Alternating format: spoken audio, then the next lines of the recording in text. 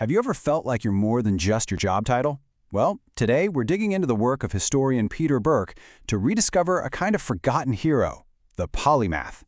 This isn't just about history, folks. It's about unlocking a whole new way of thinking that might just be exactly what we need right now. I mean, just let that sink in for a second. What if the very things we spend our lives building, our careers, our specializations, are actually walls? This is the core idea we're going to unpack, that maybe, just maybe, society has built these beautiful, golden cages for us, and we've willingly stepped inside. So how did we get here? How do we all end up in these cages? You know that old saying, jack of all trades, master of none? We've had that drilled into us forever. But what if that's, well, wrong? Peter Burke's work shows us that this whole idea of hyperspecialization isn't some ancient truth. It's actually a pretty new invention. And this comparison just nails it. Think about the old village doctor. They didn't just treat your cold. They knew your family, your job, your worries. They treated the whole person. Fast forward to today, and we have incredible specialists who know everything there is to know about, say, a kidney. But in focusing so tightly on the part, do we sometimes lose sight of the person it belongs to? And that really is the heart of the matter. Look, specialization made us super efficient, no question. But it came with a hidden price tag. We've gotten really, really good at creating these tiny individual dots of knowledge, but we're forgetting the most important skill of all, how to connect them. Okay, so if being a specialist is a new thing, what was the old way? Let's hop in the time machine and go back to a period when being a generalist, well, that was the ultimate goal. Welcome to the Renaissance, the golden age of the polymath. Back then, the coolest thing you could be was what they called l'uomo universale, or the universal man.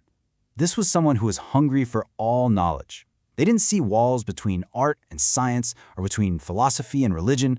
Nope. For them, it was all just one big, beautiful, interconnected web of understanding. And the poster child for this has to be Michelangelo. We think of him painting a ceiling or carving a statue, right? But the guy was also a brilliant architect and an amazing poet. For him, it wasn't about having 4 different jobs. It was about using 4 different languages to express the same core ideas of beauty and humanity. This all sounds pretty amazing, doesn't it? Which brings us to the big mystery. If being a polymath was so fantastic, where did they all go? What happened? Why did this incredible ideal just fade away? To get a handle on what happened, we can use this really simple but powerful analogy that the philosopher Isaiah Berlin made famous. It's based on an ancient Greek saying, and it all comes down to 2 animals, the fox and the hedgehog. Okay, here's how it breaks down. The hedgehog is your specialist. They know one big thing, and they see the whole world through that single lens. Think of Freud seeing everything through psychology. It's powerful, for sure, but it's also really narrow. Now the fox is our polymath. The fox doesn't have one big theory, it has a whole bag of tricks, a toolkit of different ideas, because it knows the world is way too messy and complicated to be explained by just one thing.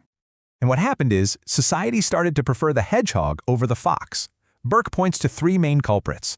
First, the printing press.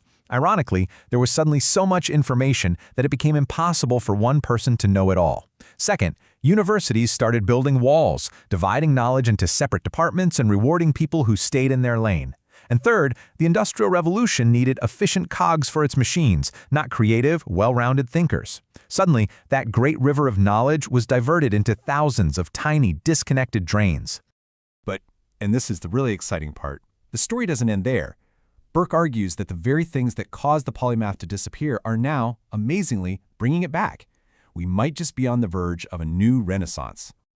So, why now? Why does our crazy, modern, 21st century world suddenly need this old-school type of thinker? Why is it time for the fox to make a comeback? Well, just look at the biggest problems we're facing. Climate change isn't just a science problem, it's an economic problem, a political problem, a human behavior problem. Pandemics aren't just a medical issue, they're about logistics, communication, and sociology. These are not neat, tidy problems you can hand off to one specialist. They demand people who can see the whole board, who can connect the dots between different fields. And here's the twist. Technology is now our biggest ally. The internet is blowing up the very walls that universities built between subjects. And as AI and automation get better and better at doing hyper-specialized tasks, what's left for us humans to do? The creative stuff, the critical thinking, the big picture work of connecting ideas. In other words, the work of a polymath. Okay, so let's bring all this home. Because this isn't just a cool history lesson about dead geniuses. This is a mindset, a way of thinking that any one of us can start building right now. So how do you kickstart your own mental renaissance? First off, why even bother? Well, you'll literally never be bored again. There's always something new and fascinating to learn. You become way more adaptable to a world that's changing faster than ever. You become a creative powerhouse because you can pull ideas from a much bigger toolbox.